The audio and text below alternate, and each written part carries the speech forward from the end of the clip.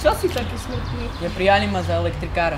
A prečo tu tak sedíš? Čakám na Mira, aby mi ukázal voľné odbory. A Miro tu dnes nie je. Poď, prevedieme ťa školou my.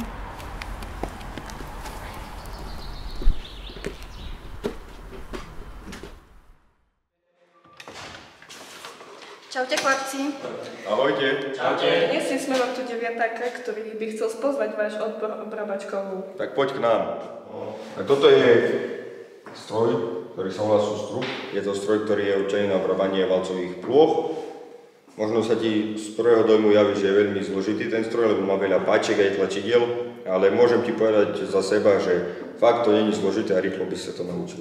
A čo ty tu vlastne robíš po príjimačkách? Neprijali ma za elektrikára. To je aj môj prípad. Mňa tiež neprijali za elektrikára a mali voľné miesto za obrábača kovov, tak som sa rozhodol, že pôjdem na obrábača, skúsim to a môžem ti povedať, som spokojný.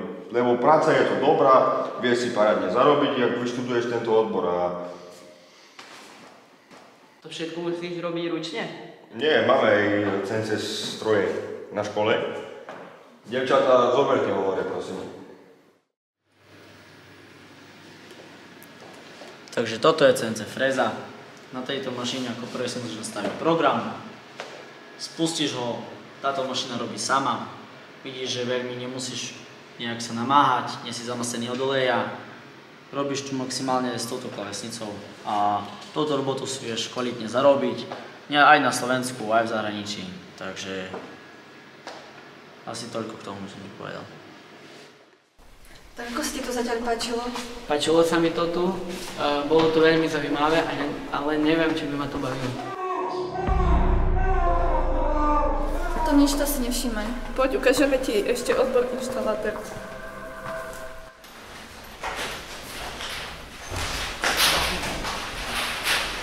Čaute.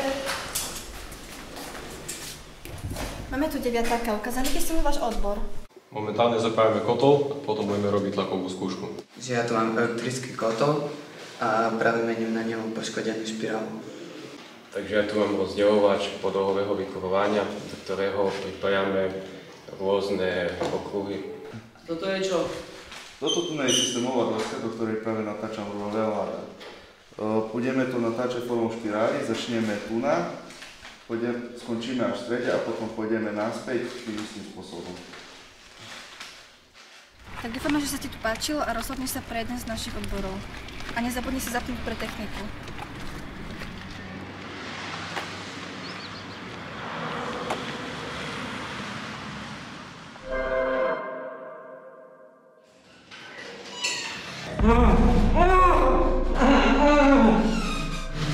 No vidíš, zvládli som to aj bez teba.